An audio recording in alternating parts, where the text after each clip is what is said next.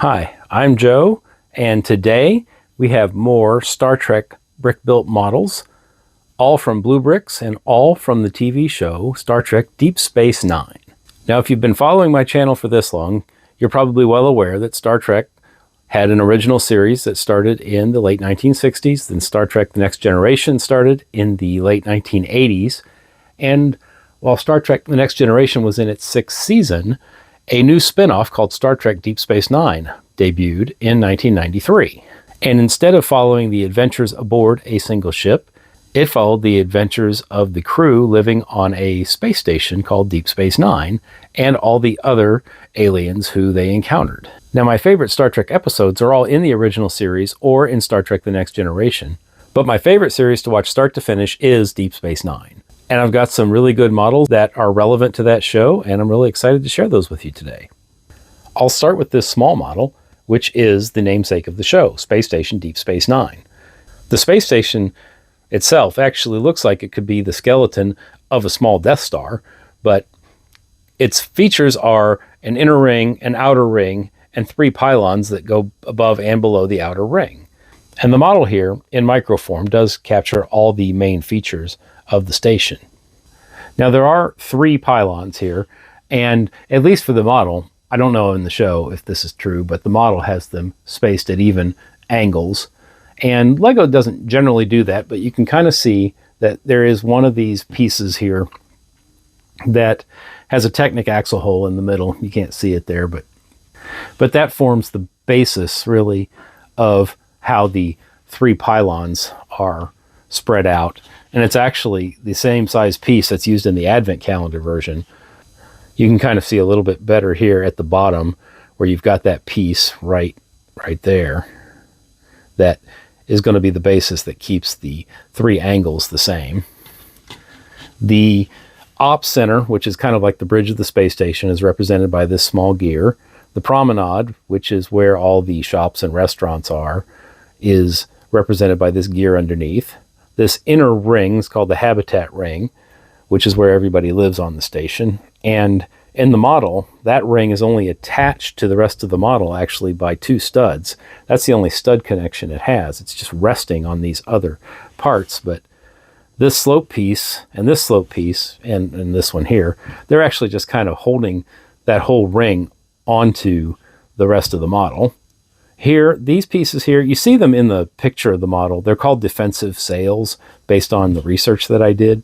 I don't really know what they do. But here on the outside, the main ring is called the docking ring, and you have upper and lower docking pylons throughout the station. And underneath, there's not a whole lot of detail underneath.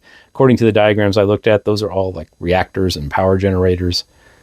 And then the stand, unlike a lot of the other models which use the stand to create some other kind of logo, I don't know if this is because this is an older model, because you can see the copyright down there says 2021, which I think was the first year BlueBrixx started making these sets.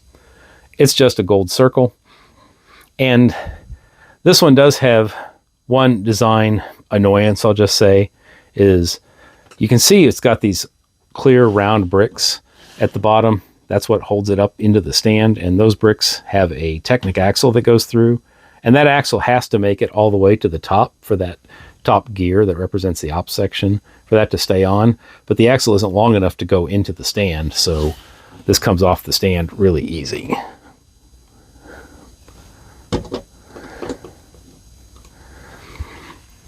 And then we've got the printed tile that just says this is Deep Space Nine. You can also tell this is older because the later tiles actually use the correct font that goes with whatever show or movie that the model goes with, and this just shows the Star Trek Original Series font, which of course never visited Deep Space Nine. Next, I have a very small model here, another BlueBrixx model. This is a Cardassian Galor class warship. The Cardassians were actually introduced in Star Trek The Next Generation, an episode called The Wounded from Season 4. And you can see that's why we have Star Trek The Next Generation here on the tile. And they were introduced in Season 4 to be a new antagonist for the Federation, but they did not appear in Star Trek The Next Generation very many more times, but they were used as the first primary antagonist in Deep Space Nine. In fact, Deep Space Nine started as a Cardassian space station when they occupied the planet of Bajor, and when the Cardassians ended the occupation, it became a Bajoran space station, which was then operated by the Federation. But here, the Galor class warship, which is not really one of the classic ships you see, like a Romulan ship or a Klingon ship, but it did appear, and I don't really have a whole lot of information about it, because most of the interactions with the Cardassians were not space battles. But the warship does have a distinctive shape where it's kind of got a head and a kind of a fatter body and then a thinner tail. It kind of reminds me of a tadpole, actually. And actually, I thought it looked kind of like the creature from the episode Galaxy's Child, which features a newborn spacefaring creature that has lost its mother and tries to attach itself to the Enterprise for energy. Underneath, there is a bit of a belly hanging underneath, but not much. I mean, this model is only something like 145 pieces. Again, this was part of a bundle. This wasn't something like, ooh, I had to have this. But it is the only model I have that represents the Cardassians, and I feel like it's safe to say this is the only brick-built model that will ever be manufactured to represent the Cardassians. I'm not sure if BlueBrixx made any larger scale models than this. And just like BlueBrixx has done for other models, if you look at the stand from directly above, it actually makes the logo for the Cardassians, which I didn't even know they had one until I looked it up before making this video. And actually, their stand kind of looks like a reflection of the ship itself. The next model I have here is another BlueBrixx set, and it is the Danube class runabout. And much like the show itself, the build on this model was a very pleasant surprise. But runabouts were the types of ships used on the early seasons of Deep Space Nine when anyone actually had to leave the station, at least anyone from the Federation, to go anywhere. Because the station itself didn't move other than in the first episode when it was repositioned to be in front of the wormhole, which leads to the Gamma Quadrant.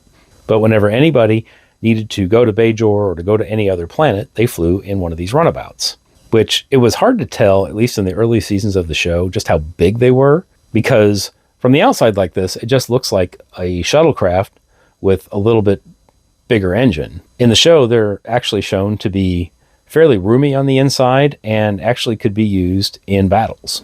So really, they're kind of like a cross between a starship and a shuttlecraft.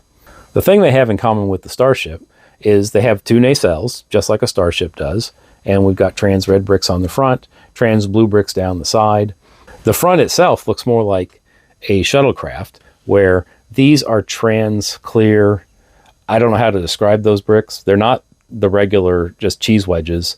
They're the 1x2 plates that has a wedge on the front, and these are a little bit, they're not totally clear, but that's supposed to represent like the front window where the pilots would sit. And we've got the registry here, NCC 72452, which marks this as the USS Rio Grande.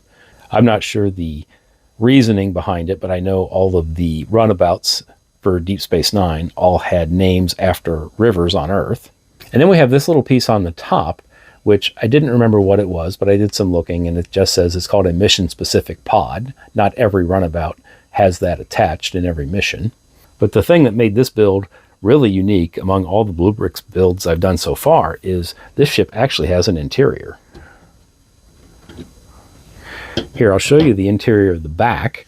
Here, I'll angle this so you can see it a little better, but you can see at the back, it's got a small table with 4 chairs where people can sit and eat or have conferences. And this is the best picture I found of people sitting at that table, and it's actually from Star Trek The Next Generation. A runabout only appeared in 1 episode of that show, but it does show how much extra room there is. And they even went to the effort to show, it's hard to see in here, there's actually bunk beds on the inside also for sleeping, which I don't remember ever seeing in the show, but I did find this picture that shows that they did exist. There's also some interior in the front. That piece is a little harder to get off, but you can actually see where the pilots would sit, and we've got some printed tiles to show all the various panels that are available for people flying the runabout. Now on the box, this model is advertised to be a 2-in-1, but I would call that misleading at the very, very least. This version of the model is the USS Rio Grande. The alternate version of the model is the USS Yangtze Kiang, which is just a different runabout. And the only thing that's different about it is the registry number. And it came with extra printed bricks that had a different registry number of NCC 72453 instead of 452. And other than changing out the printed tiles on the sides and on the front, the only other change the instructions have you make is to remove this mission-specific pod. And there are some other pieces that go up there to smooth it out. But that is the only difference between the Yangtze Kiang and the Rio Grande. So I'm going to go ahead and just leave this built like this. And finally, like we have on all these models, we have the printed tile that identifies this as the Danube class runabout, and it has Star Trek Deep Space Nine in the font that is more consistent with the show. And like the other models, the stand in this case is made to look like the communicator badge that was worn during Deep Space Nine. And unlike a lot of the other models, this one can actually sit on a table without being on the stand, without falling over. And finally, we have the USS Defiant. No, not that one. This USS Defiant was unique to Deep Space Nine, although it did have a cameo appearance in the movie Star Trek First Contact. That other USS Defiant was a ship that appeared in the original series episode, The Tholian Web, and it actually vanished in that episode. And if you've watched any Star Trek since the year 2000, you'll know that that ship has had a very interesting life since it disappeared. But we're focusing on this Defiant, which was the ship assigned to Deep Space Nine starting in Season 3, because the end of Season 2 introduced what would be the primary antagonist for the rest of the series, the Jem'Hadar and the Dominion, who ended up being much more powerful than the Federation anticipated. The ship was said to have been created to counter the threat of the Borg as something that could move very quickly and be heavily armed, and was described as the Federation's first true warship. But as the Borg became less of a threat, and the Dominion became the new threat, this ship ended up being assigned to Deep Space Nine, where it was described as being too small for as much weaponry and as much power as it had. And it was considered an experimental model. It had the registry NX74205. This becomes the main Federation ship of Deep Space Nine throughout the rest of its run. And it's very unique among Federation ships, so let's take a closer look at it. I'll start here at the front where we see the registry number, which I think is the only place on the ship where the registry number is printed, NX74205. And that's the nose, where it also docks with the outer docking ring of Deep Space Nine. But it also serves as the deflector dish, which is represented there by a blue brick. Appropriate, this is another BlueBrixx model, in case I didn't mention it. The nacelles are actually attached in tight with the ship, instead of being out away. But that's what the red here on the front represents, is the front of the nacelle. And on the back here, we've got the blue for the back. The top, we've got these trans blue pieces that are the plasma vents. We have more printed tiles indicating that this is the USS Defiant. And you can see how close those tiles come together and how that printing matches up perfectly. Like most printed tiles in BlueBrixx sets, these were already on another plate. So you could tell that the blank tiles were put onto that plate and they were all printed at one time. So everything lines up. And everything does line up pretty well. Unlike the runabout, there's no interior to this one, unfortunately. But it is pretty well built. It feels solid. And you'll notice that there are some angles to the ship. And I'll show you the BlueBrixx version of the same model, which also has angles. And I thought those angles were handled rather interestingly, to get these slants here on the side. And the slants that the Defiant has are also very slight and controlled. You can see here that it uses one of these modified 1x2 plates and a snot bracket with a tile on it to make sure that the nacelle doesn't fold too far in. But what keeps it from flying too far out is we've got a piece here. And this is just a 2-brick assembly here that has one of these modified 1x1s that has this extra bit sticking out and a tile attached. So it's actually a 3-piece assembly. The nacelle here is built with a hole inside. And what you do is you stick this part that's sticking out into that hole. and then attach it here back on the side, and it holds the nacelle pretty firmly in place at a perfect angle. And I thought that was a really cool building technique. From underneath, there's not much to see. This is only about a 600-piece model. No printed bricks on the bottom, but the stand is pretty much the exact same build as it was for the runabout, where we've got the communicator in the form that was used in Deep Space Nine, along with the printed tile that indicates this is the USS Defiant. And here we finally have the model to tie everything together. Deep Space Nine, the full 2,889-piece BlueBrixx model. This is the type of model that I had always wondered, how would you actually build this with bricks?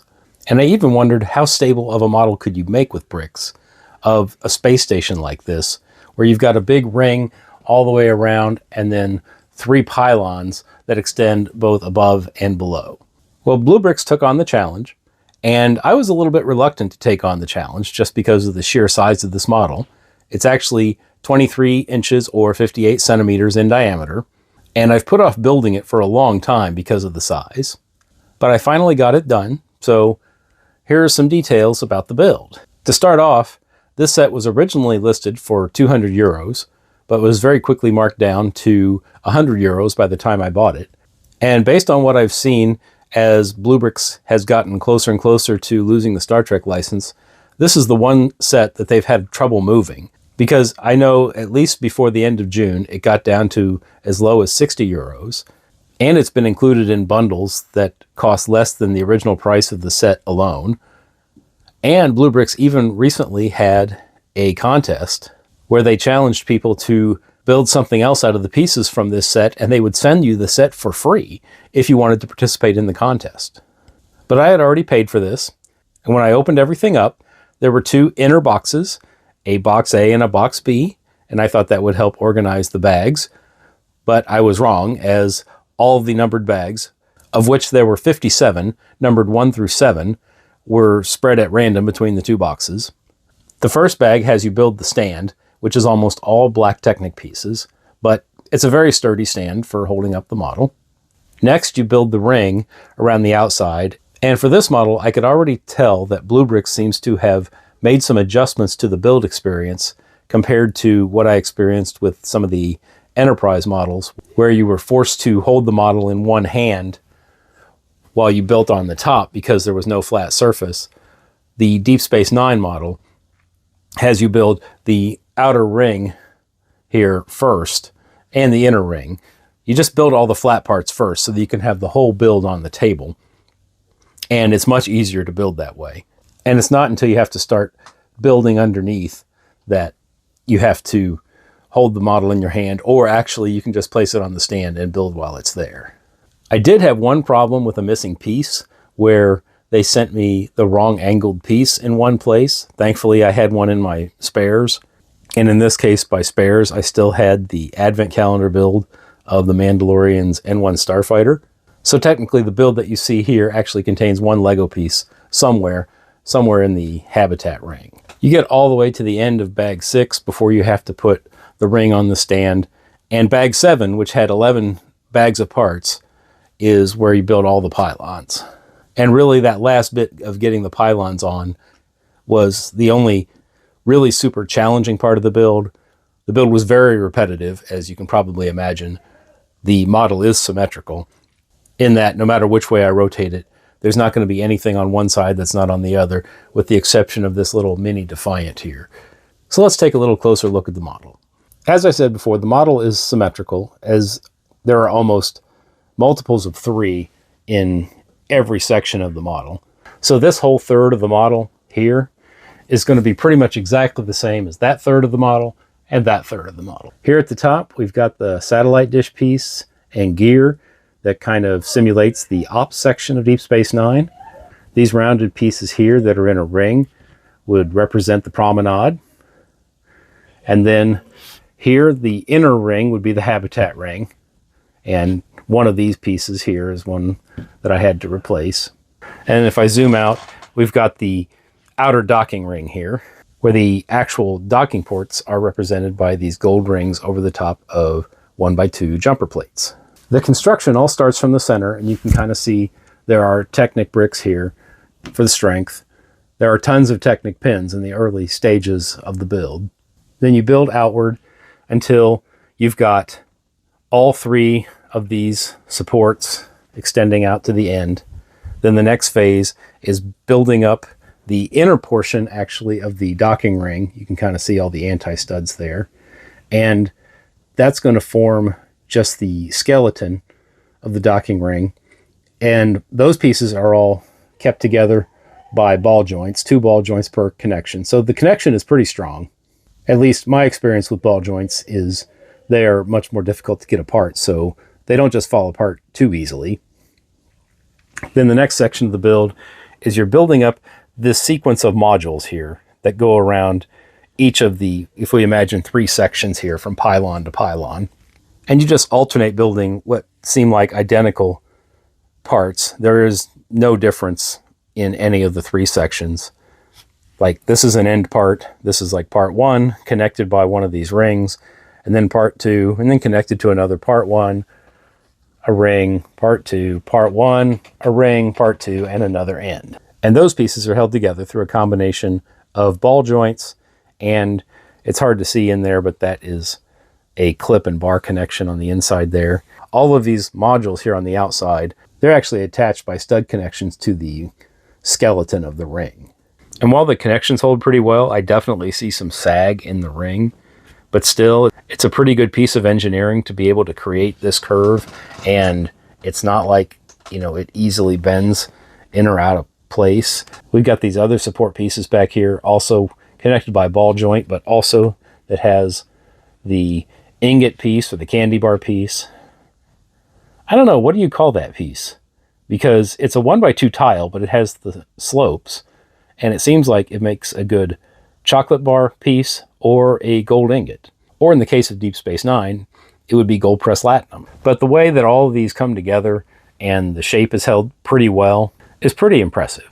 One thing I think that would definitely have improved this is if there was some printing here on the top of these modules along the docking ring, because it looks very plain, and in the show you can see lots of lights from the rooms and offices and anything else on the station, rather than just these flat gray panels. The last stage of the build involves building the pylons, starting with the module here that goes in the center, and it is only attached to the support here by studs. There's no Technic to hold that on, but it seems to hold strongly enough. And then you build the pylons separate, which are pretty much mirror image builds of each other. I didn't check for sure, but I am pretty sure that those are the exact same build, with the exception of maybe some pieces in the middle that involve reversing the studs. And they are connected inside here by a 7 module long Technic axle, which just runs through the bricks that are part of this module. So this entire pylon here is held on to the entire model just by the stud connection that's in here. But it seems strong enough and has held up pretty well once I got it on.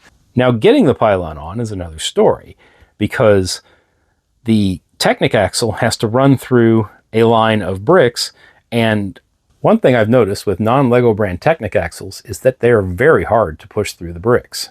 The way this model has you build it is you build the bottom pylon first, you shove the Technic axles into the bottom pylon, which is easy, and then you shove the whole pylon up from underneath. And getting that all the way through, and I'll show you here, it's not just getting the Technic axles on, there is another connection.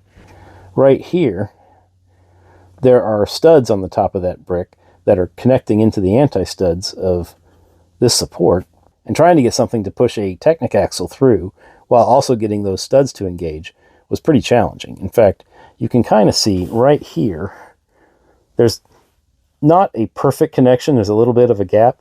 That's because this piece here kept falling off while I was trying to attach each pylon, at least from the bottom. Then from the top, you just build the top pylon and slide it over the 2 Technic axles. There's 2 here in each module. And at that point, the whole station is pretty much done, but it does leave you enough pieces to build a miniature USS Defiant to dock with the station. And this model here, let me see if I can undock it real quick. Well, not real well, but And this model here is actually very similar to the Advent calendar model, but not exactly the same. You can see the top of this model here has the hole in the plate, and the one that comes with the station doesn't. And of course, the one that comes with the station came with the part so that you could actually dock it into the docking port, whereas the Advent calendar one doesn't have that. But for the most part, they're pretty much the same build. And finally, as we have with all of these BlueBrixx models, we have the printed plaque that shows that this is Station Deep Space Nine. We have the symbol of the communicator that was used during the show, and we have the details about the station, at least the fact that it has a diameter of 1,451.82 meters, which makes this approximately a 25,000 to 1 scale model. And one last thing, I bought that large Deep Space Nine model during that brief window of time when BlueBrixx was also including these minifigure packs. And this is the minifigure pack that they offered for Star Trek Deep Space Nine. And the pack includes, I won't say all the main characters of the show, because it isn't all the main characters, but the show also had a lot of pretty well developed secondary characters that a minifigure pack would have to have 20 figures in it to actually capture all of what I would call the main characters of the show. So let's check them out one by one. We'll start with the main character of the show, Captain Benjamin Sisko. And we can tell he's a captain because he has 4 pips on his collar. And we know that this is Captain Sisko from the latter seasons of the show, because Sisko went through a number of look changes throughout the show's run. Sisko started out in the first episode wearing a regular Starfleet uniform, just like they did on The Next Generation, where the shirt is mostly red, and he had hair and no beard, which was done at the request of the studio because Avery Brooks, the actor, had become well known for his role as Hawk in Spencer for Hire, where he was bald and had a goatee. Shortly after joining the station, Sisko switches to the station uniform, which is a mostly black uniform with only the division color on the shoulders. Then towards the end of season 3, in the episode Explorers, Sisko first appears with a goatee, although he still has hair and he's still a commander. Then in the final episode of season 3, called The Adversary, Sisko actually gets promoted to captain, and that's the only episode where we see him with hair and a goatee as a captain, because starting in season 4, Sisko shaves his head and looks more like the character Hawk, but he's also more like the Sisko that we remember, and that's how he looked for most of the final 4 seasons. The only exception being in the middle of season 5, to coincide with the release of the movie Star Trek First Contact, the uniforms were changed from, instead of having a division color at the top and an all-black uniform, to having the uniform where there's gray at the top with a turtleneck underneath with the division color, and that's what's represented here on the minifigure. And actually all of the Federation uniforms are going to be of this nature. The next figure here is Major Kira Nerys, who is the top-ranking Bajoran serving on the station, generally seen as Sisko's second in command. And one of the defining characteristics of the Bajorans is the ridges on the nose, which really looks like it's just represented here by a smudge. And Kira's hair changed a little bit throughout the series, but I am kind of surprised that BlueBrixx chose the Bruce Wayne hairpiece for her, because I don't remember her hair ever really looking like that. Here we have Miles O'Brien, who was the first character to cross over from Star Trek The Next Generation, where on the Enterprise he was the transporter chief, but he was seen in a lot of episodes, and his rank was never really clarified, but it was in Deep Space Nine where it was established that he was Senior Chief Petty Officer, and you can actually see that in the little insignia there on his neck, again in the final uniform style here. And essentially, O'Brien is the chief engineer of the entire station. Next we have Odo, who is a changeling, but he serves as chief of security on Deep Space Nine for all 7 seasons. And we see he's got the Bajoran insignia here on his right shoulder. The Kira figure had that too, I forgot to mention it.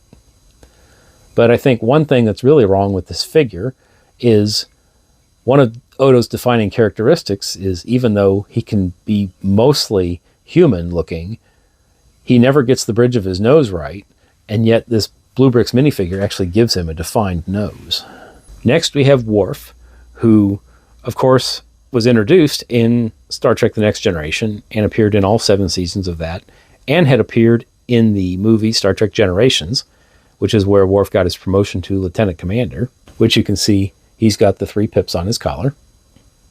He also has the baldric that he normally wears printed across his chest. And he was added to Deep Space Nine in Season 4. The story is that the studio felt like they needed someone to goose the ratings, and since Star Trek The Next Generation wasn't on anymore, they felt like that Worf as a character could be added to the show. And there was some concern that his addition would somehow disrupt the show, but I can say that his addition actually felt very smooth. And it's actually the seasons after he joined that I feel like were the best of the entire show. Sadly, he does not come with any accessories, because either a batleth or a mechleth would have been great.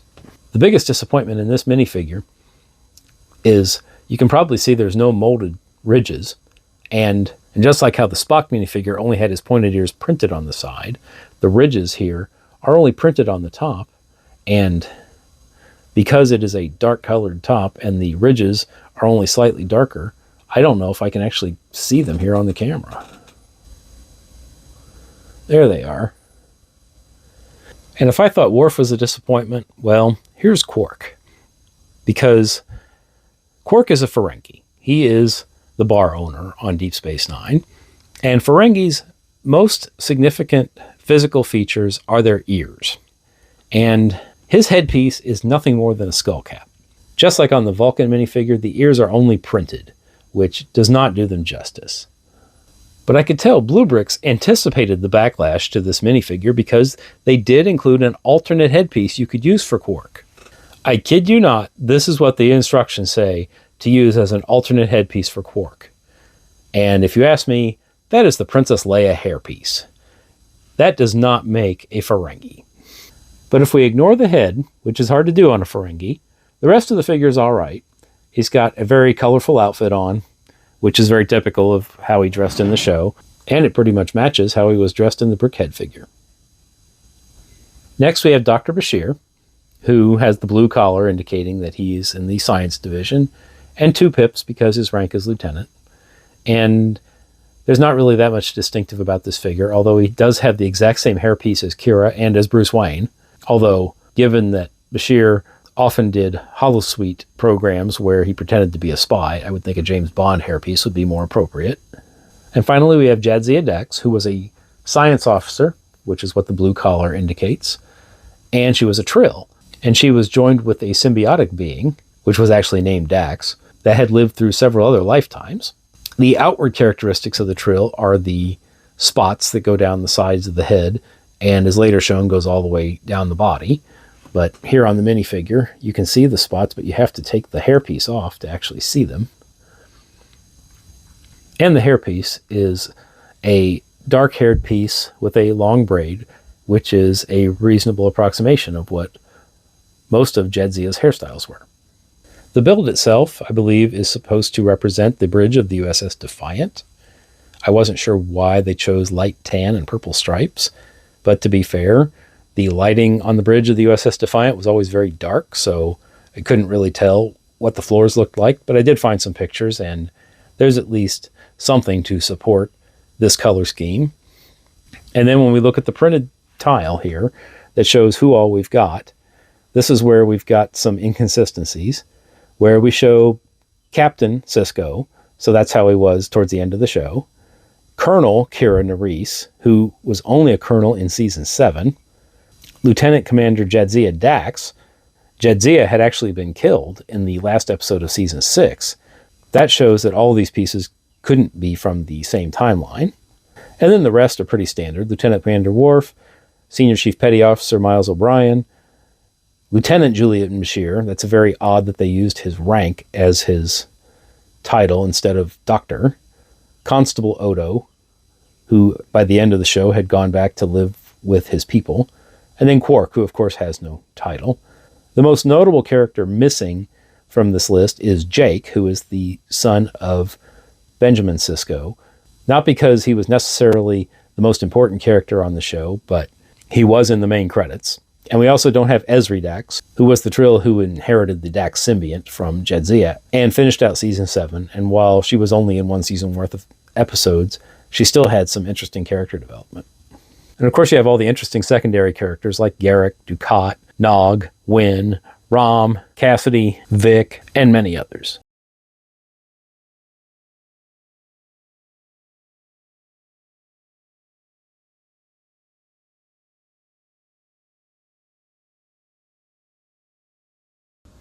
Thank you for joining me on this tour of my BlueBrixx sets representing Deep Space Nine. This was a collection of sets I did save towards the end of my brick building Star Trek journey, not only because I like the show Deep Space Nine so much, but because some of these models are among my favorite Star Trek models that I've ever built, especially the Defiant and the Runabout. And of course, as you can probably tell, I just like talking about the show. I also know I said recently that I was near the end of the Star Trek building journey, that I only had, I think I might have said that I had 2 videos left. That's going to turn out to be a lie, because I've got at least a couple more that I have in mind. So that means at least 3, but I promise none will be this long. But I'm still looking forward to doing those and sharing those builds with you and reminding you that today is a good day to build.